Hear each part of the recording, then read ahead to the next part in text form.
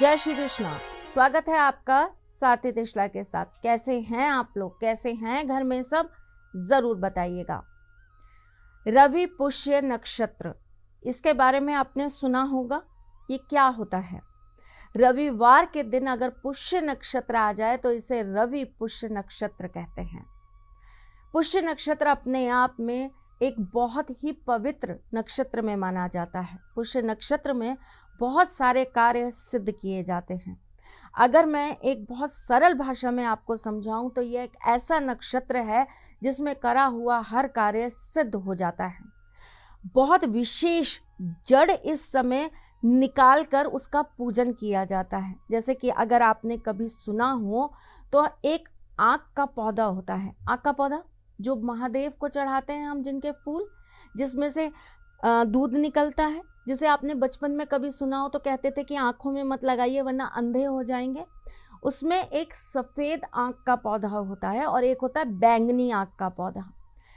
5 साल पुराना जब सफ़ेद आँख का पौधा हो जाता है तो इसकी जड़ के अंदर स्वतः ही गणेश जी का निर्माण होने लगता है और इस पौधे में से इसे निकाल कर गणेश तुल्य मानकर इनका पूजन किया जाता है और गणेश जी के समान ही इन्हें अपने घर में प्रतिष्ठित कर कर समय समय पर इनका पूजन करा जाता है। वैसे तो ये चीज़ें आपको मार्केट में या ऑनलाइन भी प्राप्त हो जाएंगी, लेकिन इनका एक विशेष महत्व होता है।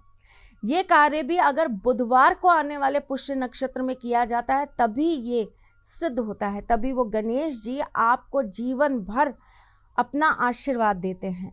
उसी प्रकार रवि पुष्य नक्षत्र में कुछ विशेष चीज़ों को अगर आप अपने घर में स्थापित कर लेते हैं तो आपको देवी देवताओं के आशीर्वाद के साथ साथ महालक्ष्मी का आशीर्वाद प्राप्त होता है। आपके ग्रह भी आपको बहुत अच्छा और लाभ प्रदान करते हैं। तो चलिए आज जानते हैं कि रवि पुष्य नक्षत्र में क्या क्या करना चाहिए और उससे आपको क्या क्या लाभ हो सकता है। लेकिन इससे पहले ये जान लीजिए कि मैं कौन हूँ। मैं आपकी एस्ट्रोलॉजर हूँ, वास्तुशास्त्री हूँ, चेहरा भी देखती हूँ, आवाज़ भी पढ़ती हूँ और हाथों की लकीरें भी पढ़ लेती हूँ। लेकिन चूंकि आपकी सारथी हूँ इसीलिए आपको जीवन का सार समझाने चली आती हूँ। एक तो रविवार, दूसरा पुष्य नक्षत्र और तीसरा उस दिन पूर्णिमा। पूर्णिमा की तिथि को महालक्ष्मी की तिथि कहा जाता है। रवि पुष्य नक्षत्र में अगर आप सुबह सवेरे उठकर नहा धोकर बिना कुछ खाए अन्न ग्रहण करें, आप जाकर दुर्वा घास तोड़ लाते हैं। दुर्वा समझते हैं, जो घास लगती है दूब, वो आप ले आते हैं और घर लाकर आप उसे अच्छी से शुद्ध कर लेते हैं। गंगा जल से आप उसे शुद्ध कर लेते हैं और जिस तरफ उसकी जड़ होती है वहाँ पर लाल कपड़ा बांधकर आप अगर महालक्ष्मी के मंत्र का 11 माला जाप कर लेते हैं और उसके बाद आप इसे अपनी तिजोरी में स्थापित कर लेते हैं तो ऐसा कहते हैं कि ऐसा करने से आपके घर में माँ लक्ष्मी के साथ साथ कुबेर जी का हमेशा वास बना रहता है। इस दिन आपा मार्ग की जड़ अगर आप अपने घर में लाकर गंगा जल से शुद्ध कर कर इसे लाल कपड़े में बांधकर अपने ईशान कोण में रख लेते हैं तो घर में कभी भी ग्रह कलेश नहीं होते, घर के अंदर कभी भी कोई दुख दुविधा नहीं आती, घर में कभी भी कर्जे नहीं बढ़ते, घर में हमेशा माँ लक्ष्मी का आशीर्वाद बना रहता है। अगर आपको आपा मार्ग समझना है तो इसे आंधी झाड़ा भी कहते हैं देसी भाषा में, तो आप किसी से भी पूछकर इसकी जड़ ला सकते हैं। इसी प्रकार पूर्णिमा की रात है और इसे सिद्ध रात्रियों में गिना जाता है। ऐसा कहते हैं कि पूर्णिमा की रात को अगर आप अपने घर में बैठकर माँ लक्ष्मी के मंत्रों का जाप करते हैं तो माँ लक्ष्मी सिद्ध हो जाती हैं।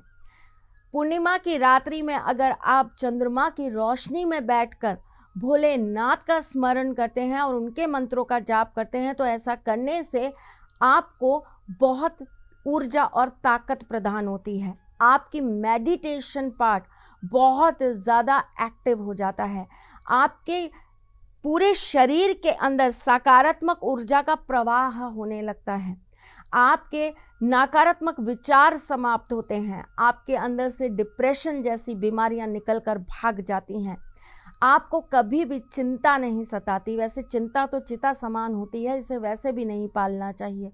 अच्छी चीज़ नहीं है पालने के लिए। पालना है तो कुछ अच्छा पालिए जो आपको और आपके शरीर को सुख दे।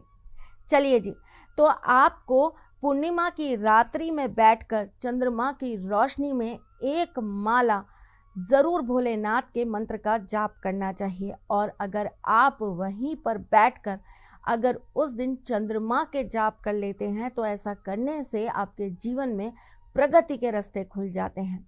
इसी प्रकार अगर आप रात्रि में चंद्रमा की रोशनी में बैठकर एक रोज क्वार्ट्ज ले लेते हैं और उसे आप नमक के पानी में डालकर निकाल लेते हैं, उसके बाद 51 बार ओम का जाप करके आप धूप बत्ती दिखाकर इसे अपने बेडरूम में रख लेते हैं तो पति पत्नी के बीच के कलेश हमेशा के लिए समाप्त हो जाते हैं।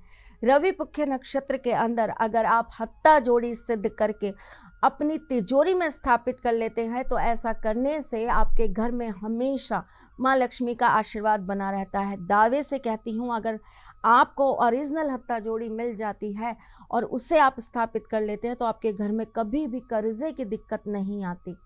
शंख पुष्पी अगर आप पीले कपड़े में बांधकर पीले पुष्प के साथ उस दिन अपनी तिजोरी में स्थापित कर लेते हैं तो आपके जीवन में नए नए अवसर आपको प्राप्त होते हैं।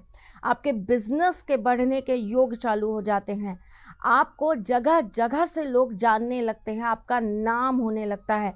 जो ऑनलाइन ट्रेडिंग करते हैं, जो ऑनलाइन का काम करते हैं, ऐसे लोगों को तो ये कार्य ज़रूर करना चाहिए। शर्त यह है कि ये सारा कार्य रवि पुष्य नक्षत्र में होना चाहिए।